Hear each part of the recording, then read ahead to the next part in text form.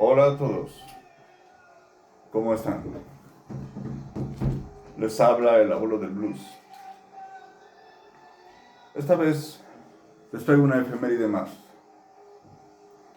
Este 28 de julio se cumplen ya 50 años de la puesta a la venta de este discazo, de esta obra maestra, el disco Sabotage de Black Sabbath. Es el sexto álbum de estudio de la banda británica de heavy metal, originarios de Birmingham, Inglaterra.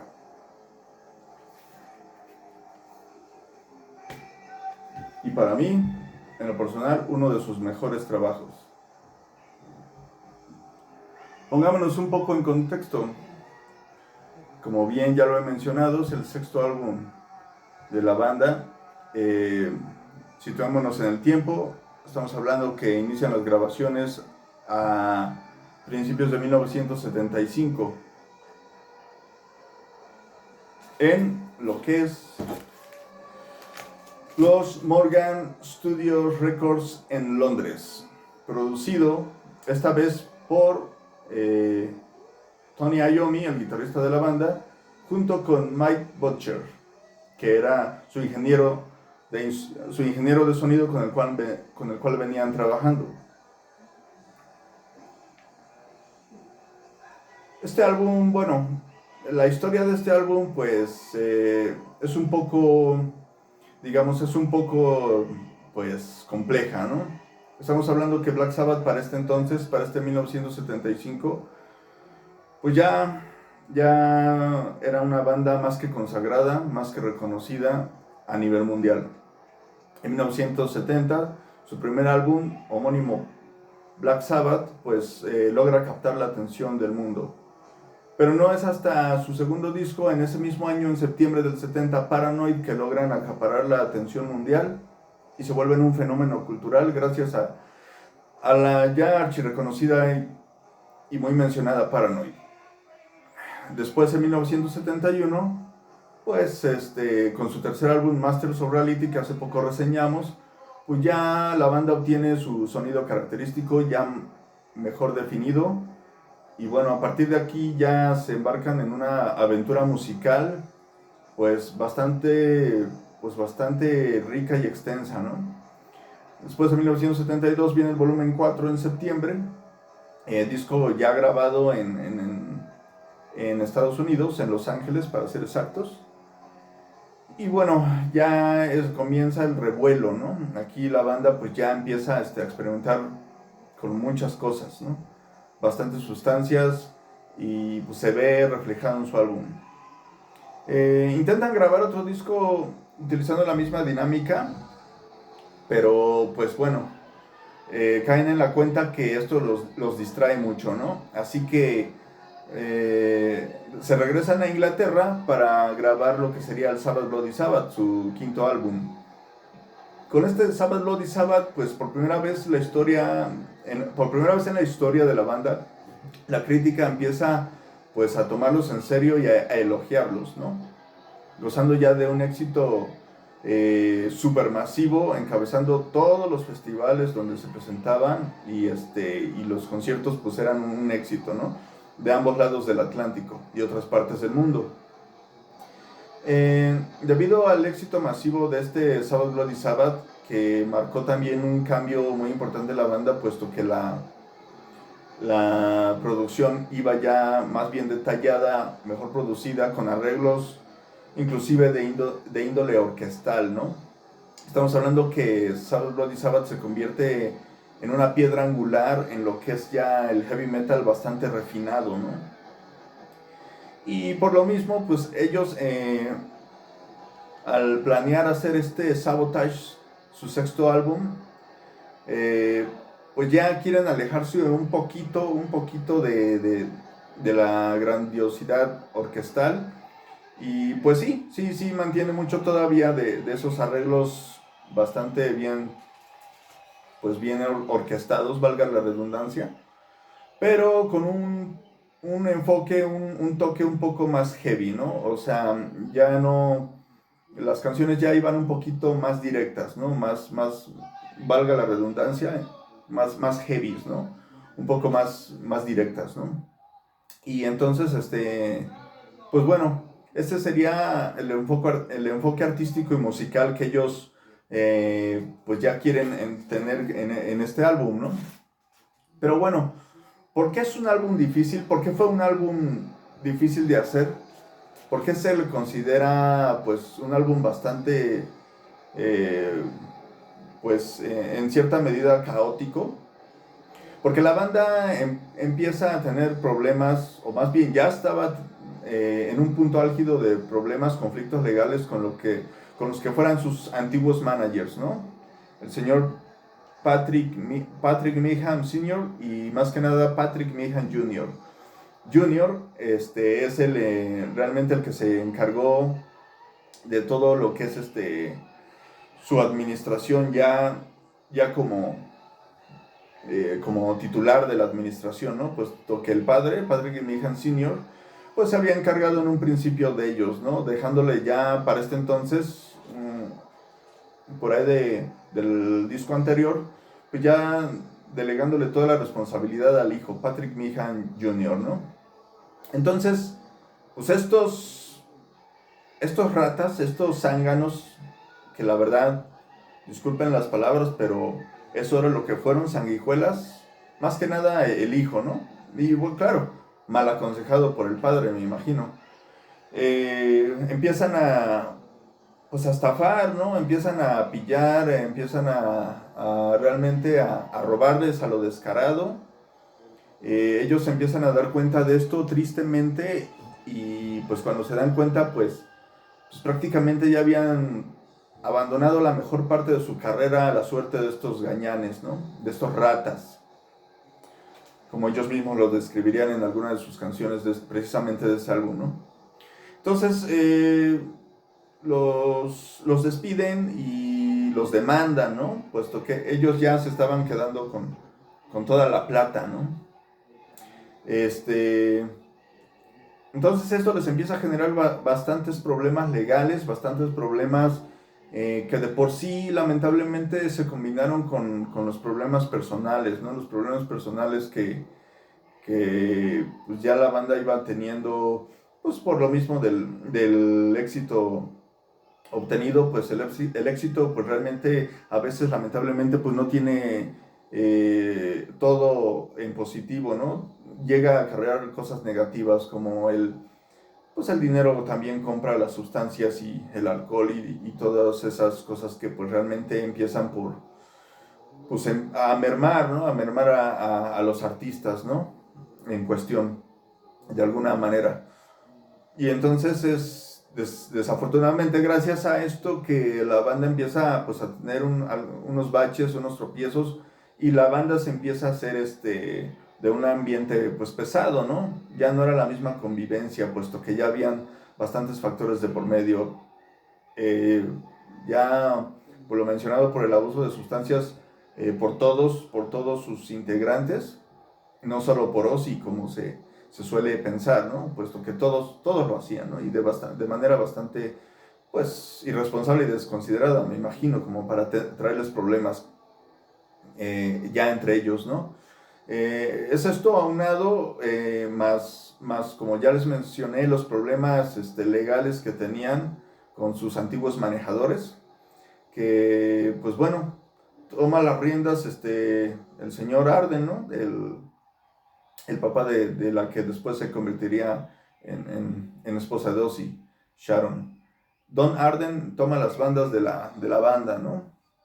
Y pues bueno,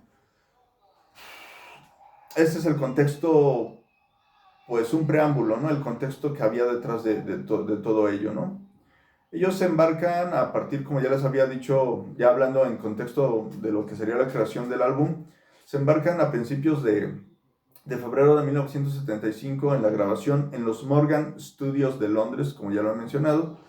Y pues sería un disco pues relativamente pues rápido, ¿no? No tardaría mucho en hacerlo. Prácticamente es un par de meses lo que dura el proceso de grabación, lo que es febrero y prácticamente gran parte de marzo de ese mismo año, 1975, ¿no? Entonces, pues bueno, los temas, vamos con los temas, ¿no? Empieza con Hole in the Sky, este himno bastante potente de la banda, puesto que aquí vemos a un Tony Iommi con una guitarra un sonido bastante grande y bastante avasallador, que abarca pues gran parte de lo audible, ¿no? De esta canción. Empezando con un sonido, un grito que pues todos pensaban que decía chicken, ¿no? Pues, pero en realidad es attack, attack, ¿no? Que es lo que les gritaba su productor en ese momento, Mike Butcher, que les gritaba, ¿no? Del otro lado de la consola para que estuvieran listos y entraron con todo, ¿no? Este tema bastante agresivo. Ya los instrumentos venían bastante grandes, venían unas guitarras bastante impresionantes. Y qué decir de la batería estruendosa y salvaje del Bill Ward, ¿no? Que está también en uno de sus mejores momentos. Y qué decir del bajo a plomo de Geezer Butler, como siempre, acompañando y acompasando, ¿no? Eh, con una voz de Ozzy majestuosa. Estamos hablando que aquí la voz de Ozzy Osbourne, pues ya, yo digo que está en su punto más álgido, su mejor punto en cuanto a calidad vocal, ¿no? En todo lo que fue la primera época de Black Sabbath, me atrevo a decir del 70 al 75, con Sabotage, pues es su punto más álgido. Estamos hablando también que pues se le considera el último gran disco, ¿no? De la banda, dentro de su época dorada, de los primeros 8 discos que hicieron desde su debut hasta el Never Say Die con Ozzy Osbourne, desde 1970 hasta el 78. Estamos hablando que en 75, perdón, con Sabotage, pues ya pues se ven en la cúspide, tanto en lo artístico como en lo, pues en la fama, ¿no? Pues en lo conocidos que ya eran a nivel mundial, ¿no?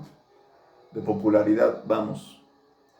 Pues se le considera pues el último gran disco de esta etapa dorada, ¿no? Con el señor Ozzy Osbourne liderando como frontman, ¿no?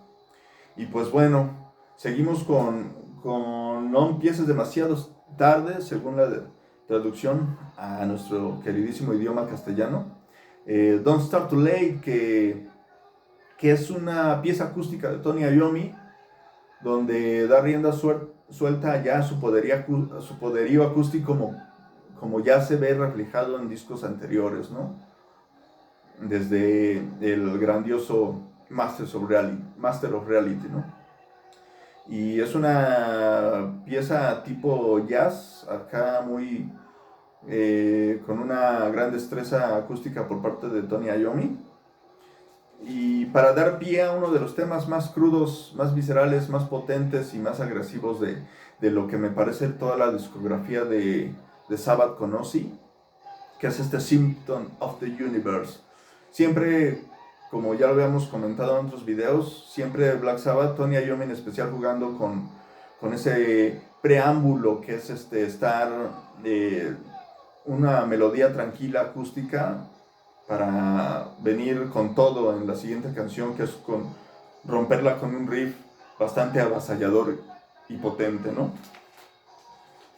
Que es Symptom of the Universe, donde toda su furia y su potencia, Ozzy Osbourne aquí la luce en su manera de cantar, ¿no? Y pues es una canción que después entra en un clima medio experimental, ¿no? Con esa parte final, bastante también bien cantada por Ozzy, pero ya con una instrumentación más experimental, más tranquila, por así decirlo. Después viene, para cerrar este lado A de este disco, Megalomania. Uno de sus cortes más largos que jamás hayan hecho hasta este momento. Una pieza de 9 minutos 46 segundos, donde sí se relata la historia de una persona que sufre pues este tipo de diagnóstico de enfermedad mental, ¿no? Que es la megalomania, que es pues un trastorno de hecho mental, ¿no? Y donde Ozzy Osbourne escupe frases como "suck me" o o free, y todas estas frases que las dice con tanta furia, ¿no? Stick me, ¿no? Que es la primera, ¿no? Y pues vemos nos llena de una atmósfera bastante, pues surreal y experimental, ¿no?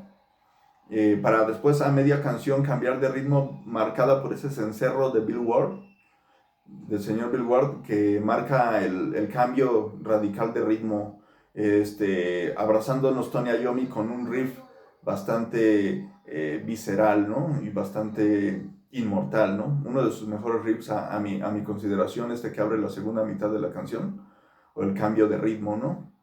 Y pues bueno, así concluye el lado A. Después vámonos con Thrill of It All. Thrill of It All, o Emoción por todo eso, ¿no?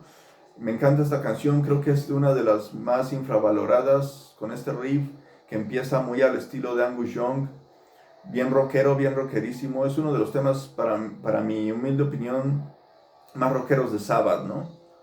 Donde, pues bueno, es un tema que habla de la religión, donde una de sus frases, escrita por el señor Geezer Butler, una de sus frases reza: "Won't you help me, Mr. Jesus?" ¿No podrás ayudarme, Señor Jesús, si te lo pido de nuevo? Y donde dice: "Si vieras al mundo como está, no creo que creyeras en el hombre", ¿no? Siempre estas frases bastante, pues, controversiales, ¿no? Por parte del señor Geezer Butler, siempre abordando la religión de una manera bastante peculiar, ¿no? A su estilo, ¿no? Y pues es una canción grandiosa, a mí en lo personal me encanta, ¿no? Y como ya lo he dicho, infravalorada, ¿no? Después nos vamos con Superstar, ¿no? Después de Thrill of It All, nos vamos con Superstar. Es una canción instrumental que el señor Tony Iommi crea en la comodidad de su sala, de su mansión, con su guitarra, ¿no? Bastante, con una melodía, unos riffs bastante, pues, cañeros, ¿no? Bastante imponentes, ¿no? Una pieza, pues, totalmente eléctrica, ¿no? Con guitarra eléctrica su máxima exposición y esplendor. Y su esposa, su esposa de aquel tiempo, lo acompaña con un arpa orquestal, ¿no? Y entonces Tony Iommi, para no perder la secuencia de la idea, en su Mellotron que tenía en casa, pues empieza a hacer lo que después se convertiría en la sección de coros, ¿no? Empieza a tocarlos, la melodía con este instrumento, ¿no? Que tenía a la mano. Ya después en el estudio lo trabaja, lo pule y contrata a la cámara de coros de Inglaterra, de coro orquestal, y pues bueno, arman esta increíble sección de coros que acompaña esta canción, dándole un toque de majestuosidad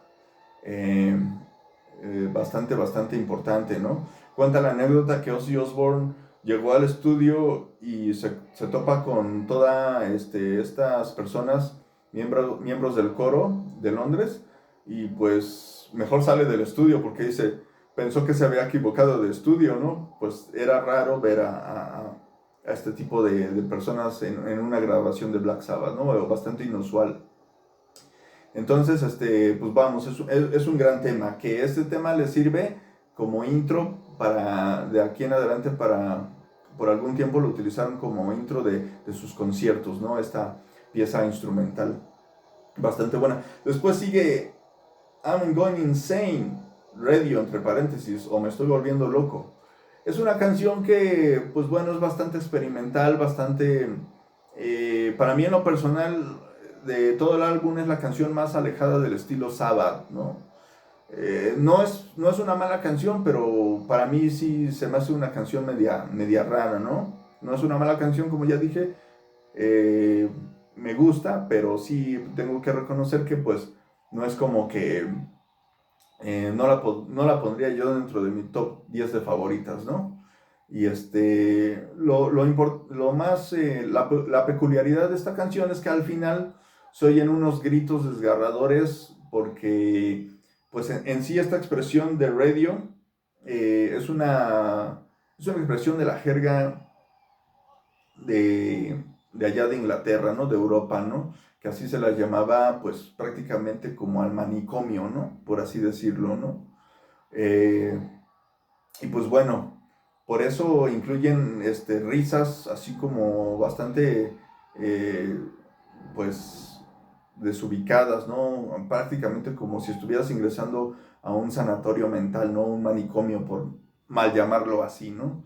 Donde empiezan las risas y combinada con los llantos de las personas que desafortunadamente, pues, habitan toda su vida ahí, ¿no? Se siente un ambiente bastante de ese tipo al final de la canción. Y pues bueno, esto le da un aire pues bastante misterioso, ¿no? Y pues para concluir nos vamos con The Reed. The Reed,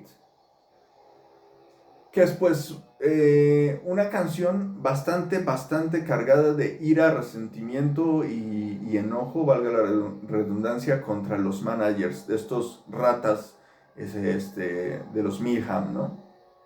Tanto senior como junior, donde Ozzy se le oye una voz bastante furiosa, bastante enojado el hombre, y con justa razón, puesto que se dan cuenta que realmente ellos no eran dueños de nada, ni de sus casas, ni de sus autos. Todo en propiedad pasaba a ser de la mano de estos, propiedad de estos, pues sanguijuelas, ¿no? Y pues les dedican esta canción que es The Read, las escrituras, donde pues va cargada de indirectas y pues más bien frases directas hacia estos dos ratas, ¿no? Y pues bueno, eh, ¿por qué The Read? ¿Por qué se llama así?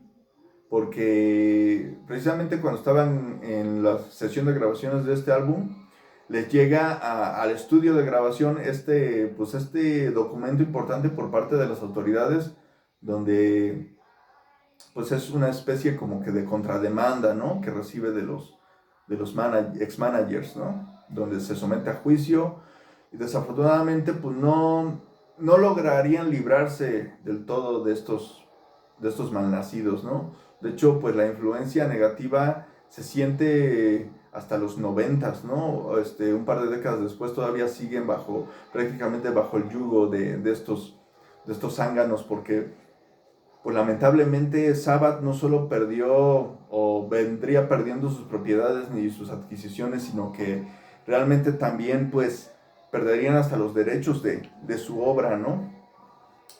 Siendo ellos pues bajo los derechos de autor intelectual, pues siendo dueños desgraciadamente de todo lo que ellos crearon, ¿no? Y lo peor que pues fue dentro de sus etapas más creativas y dentro de su época dorada, ¿no? Que fue pues de por ahí del Master of Reality para adelante, porque estamos hablando que su primer manager, el señor Simpson, de apellido Simpson, pues bueno, sí, les hizo una que otra jugarreta, pero al final de cuentas él los ayudó a subir, ¿no? Los impulsó. Desafortunadamente, pues ellos pagaron mal de manera ingrata esta lealtad del señor Simpson, y pues firman, pues, a sus espaldas con estos Minham, Patrick Minham Senior y Junior, ¿no? Que pues el señor Simpson se había encargado de ellos en lo que fue su escala, su escalada hacia lo profesional con su primer álbum, debut, y el Paranoid. Todavía en ellos era su manejador. Y me parece que todavía en el Master of Reality, pero a partir del cuarto álbum pues ya son propiedad prácticamente de estos zánganos de Miham. Y pues es aquí lo que es Master of Reality, volumen 4, Sabbath Bloody Sabbath, que pues su época dorada pues ya queda en manos de todos ellos, ¿no? Y me parece que desde el debut hasta lo que es el anterior Sabbath Bloody Sabbath, porque pues ellos ceden sin querer, tontamente y ingenuamente sin querer, pues, los derechos de prácticamente de toda su obra, desde el debut hasta el Sabbath Bloody Sabbath, derechos intelectuales a ellos, ¿no? por medio de engañosos contratos y toda esta basura que ellos les hacían firmar a ellos, pues de manera bastante pues aprovechada, y ellos de manera bastante ingenua, ¿no? Pues bueno, estamos hablando que desgraciadamente, como ya lo dije, pues no se librarían de esto tan fácilmente, ¿no? Mucho tiempo duraría el juicio, mucho tiempo estarían en guerra. Mientras esto, pues el señor Don Arden, otro pues gángster de la industria, no sé si era peor o ahí se la llevaba con los anteriores, pero pues por lo menos los ayudó a, pues entre comillas, a mantener el barco a flote, ¿no? Entonces, pues bueno, estas son las canciones, eso es un poco de la historia de las letras. La portada pues vino a reflejar un cambio también bastante importante, porque es la vez primera que se muestran los integrantes de Black Sabbath, los 4 integrantes de Black Sabbath en una portada, ¿no? Estamos hablando que fue idea del propio Bill Ward junto con su asistente de batería, que era el señor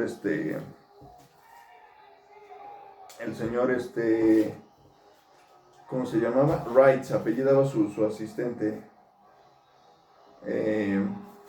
Con esta portada, el arte de la portada se basó en el famoso cuadro del artista surrealista llamado René Magritte. René Magritte. Su obra era su obra original en la cual se basaron se llamaba No Reproducir, que era una persona de traje de frente hacia un espejo, pero en el reflejo del espejo no se veía su rostro de la persona, sino se seguía viendo su espalda, como uno vería a una persona parada enfrente de un espejo. O sea, no se reflejaría su cara, sino seguía viéndose como que de espaldas, ¿no? Esta pintura del artista René Magritte, llamada No Reproducir, sería el concepto para el cual se utilizaría para esta fotografía del álbum, ¿no? El concepto, como ya lo dije, fue idea de Bill Ward junto con su asistente de batería, el señor Graham Wright, y ejecutado todo esto por la empresa de diseño de Ámsterdam llamada Cream o Cream Group, que esta empresa pues trabajó para bastantes otros artistas, como algunos discos de Queen y alguno que otro de George Harrison, me parece también. Pues bueno, la idea era de que ellos caminaran por un pasillo de un castillo lúgubre, ¿no? Vestidos de negro y frente a espejos que exactamente no reflejaran su rostro, ¿no? Sino que sería un concepto como lo que estamos viendo aquí. Pero la empresa encargada de llevarlo a cabo fue la empresa Vértigo, ¿no? Que es la que lanzó su disco, la que siempre había manejado sus discos de Sabbath. Entonces ellos lo hacen de manera apresurada, y en vez de irse a un castillo y conseguir la locación y hacerlo como ellos querían, pues terminan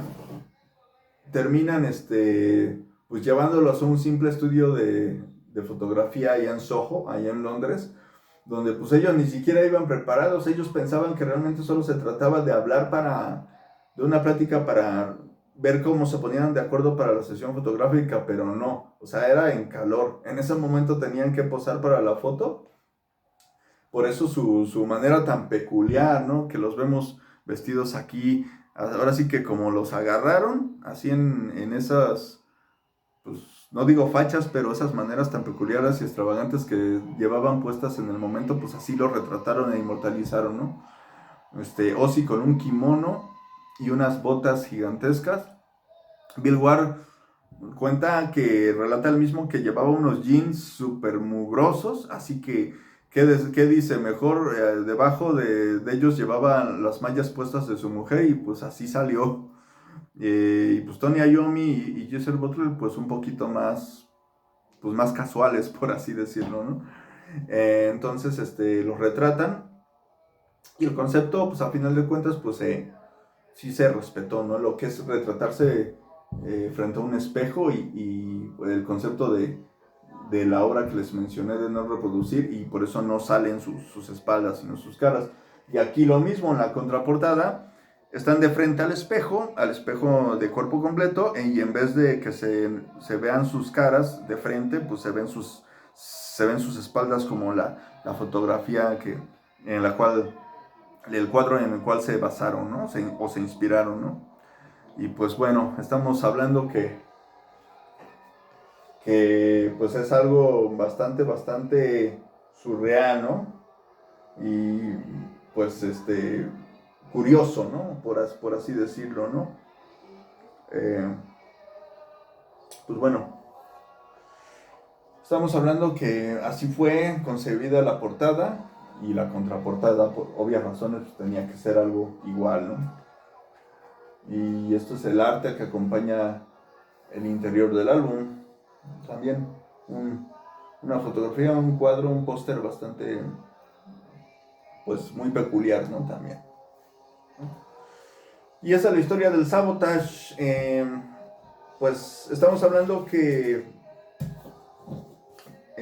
pues ya hablando de los detalles después de lanzado el álbum, como les dije, un 28 de julio de 1975 ve la luz a nivel mundial, ¿no? Fue un álbum con bastantes críticas, bastantes opiniones encontradas, ¿no? Por parte de la crítica y por parte de los fans, ¿no? Muchos lo catalogan, como ya lo dije, el último álbum ahora sí que con relevancia, ¿no? Ahora sí que uno de sus últimos discos más clásicos de la era Ozzy. Se le considera también, pues, el primer álbum de metal progresivo, puesto que las canciones llevaban bastantes, bastantes cambios, ¿no? De ritmo. Por eso el mote del primer álbum progresivo de la historia del metal. Pues bueno, estamos hablando que algunos periodistas de la época, como algunos periodistas de la revista Rolling Stones, pues alabaron el álbum. Dice, estamos frente a la obra, su mejor disco desde Paranoid, y pues estamos hablando que la persona lo consideró, el crítico lo consideró como, si no es que el mejor de toda su carrera, ¿no? Y pues bueno, los fans también se encantaron con el álbum, lo alabaron, pero desgraciadamente las ventas pues no decían lo mismo, ¿no? La venta del álbum pues fue el primer disco desde su debut que no alcanzó el platino en Estados Unidos, ¿no? Estamos hablando que ya ahí fue un tropiezo, ¿no? Un pequeño tropiezo en cuanto a ventas. Solo se vendieron en el momento de su lanzamiento en Estados Unidos 900,000 copias. Y pues bueno, poniéndolo a competir con sus predecesores, pues sí, la verdad fue pues pues no digamos un chasco, pero sí no fueron los resultados esperados en cuanto a ventas.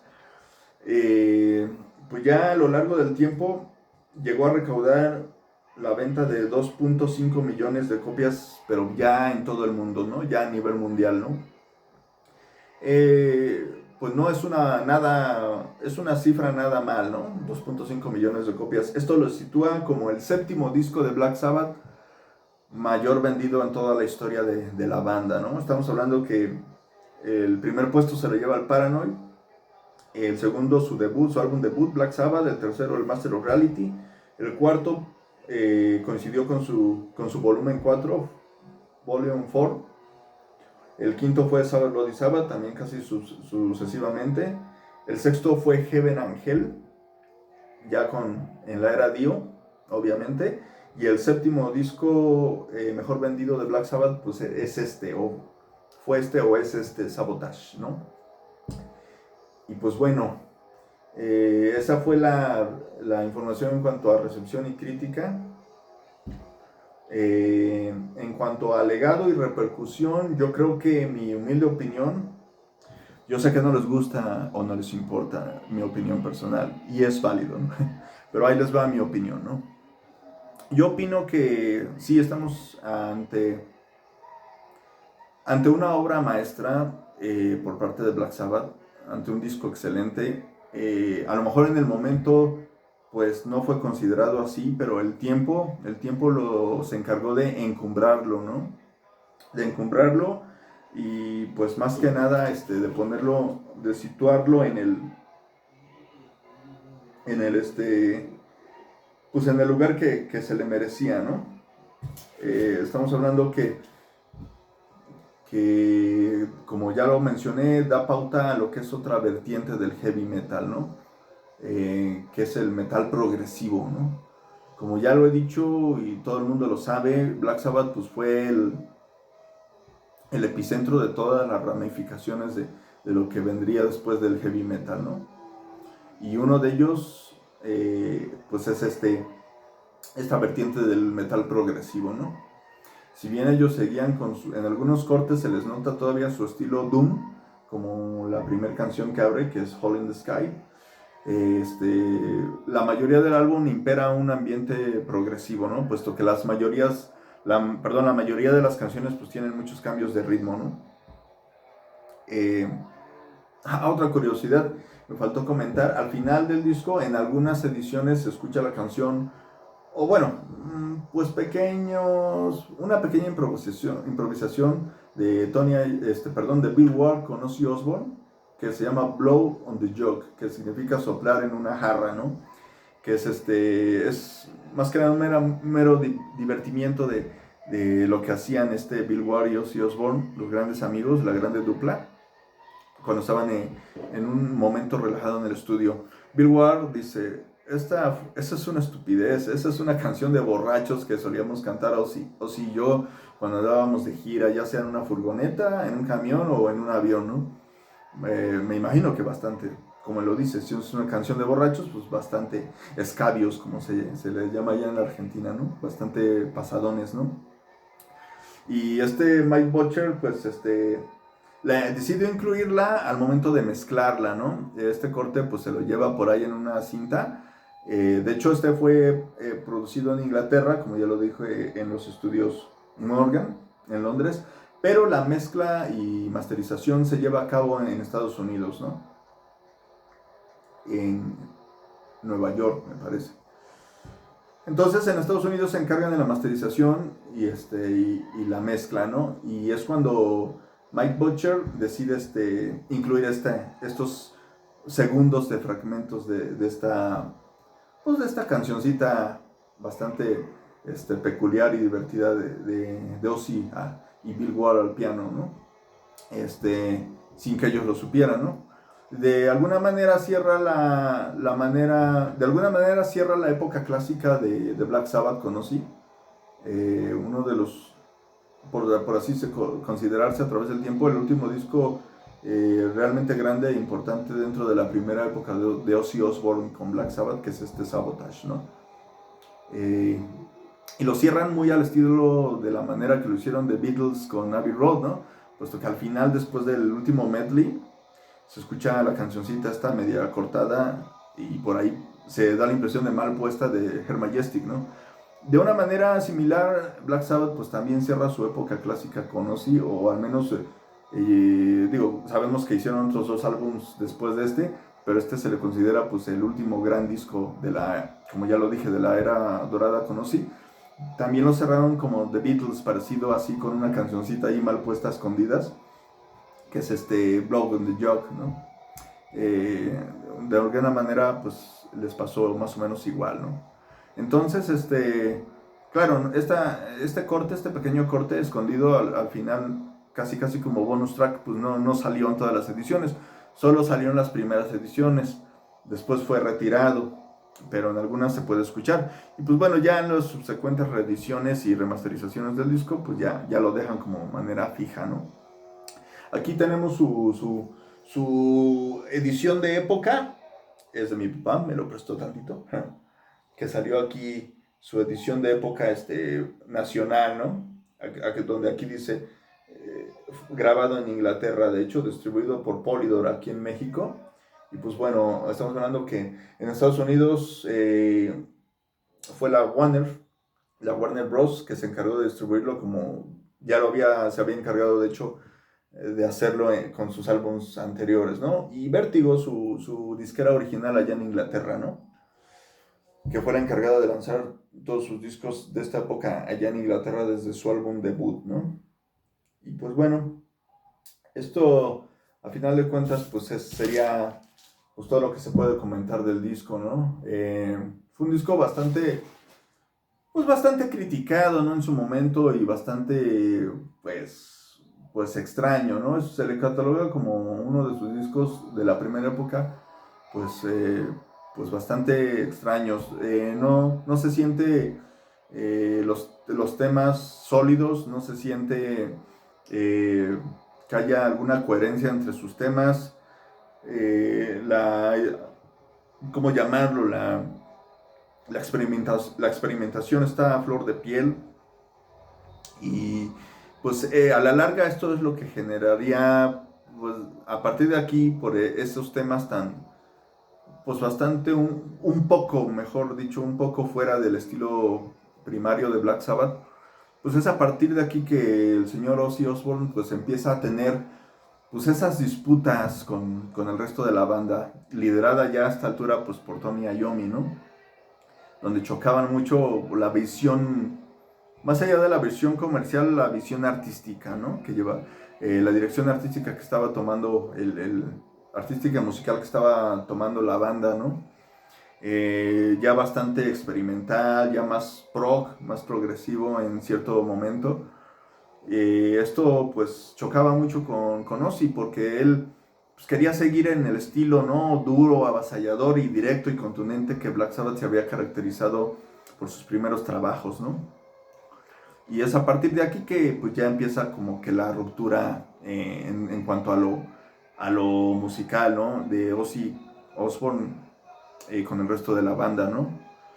Pero bueno, a pesar de los problemas financieros, puesto que la banda tuvo que prácticamente de empezar de cero a partir de este álbum, ahora sí que lo que ganaron iba a ser para ellos, pues tenían, pues no estaban, nadie, pues la verdad estaba preparado para esto, para dirigirse ellos mismos, no estaban preparados y por esto, pues los tropiezos, las malas gestiones, las malas decisiones y prácticamente eso fue lo que llevó a final de cuentas a que la banda se fuera en pique, ¿no? En quiebra. No solo en lo financiero, sino en lo artístico y en lo musical, ¿no? Es a partir del siguiente disco, ¿no? Pero esa es otra historia para otro video, ¿no? A partir del Technical Ecstasy que vino el año siguiente, ¿no? Pero aquí, como lo digo, pese a los problemas financieros, los problemas legales con sus antiguos saqueadores, sanguijuelas, manejadores que tuvieron, a pesar de todos esos problemas, eh, podemos gozar de una obra maestra, todavía de una obra bastante entrañable y sobre todo bastante respetable y admirable, ¿no? Un disco clásico, un clasicazo de Black Sabbath con todas sus letras, ¿no? Y en mayúsculas, ¿no? Donde si bien pues la dirección musical cambia y pues a algún sector de fans en ese momento pues también no, como que no les cayó muy bien,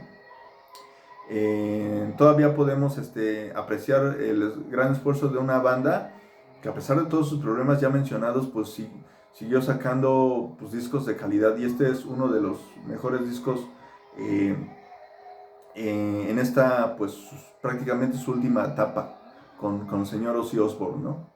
Un disco bastante rescatable y sobre todo bastante recomendable y pues no deja de ser más que rescatable, pues aún puede sentirse como una de sus obras maestras, ¿no?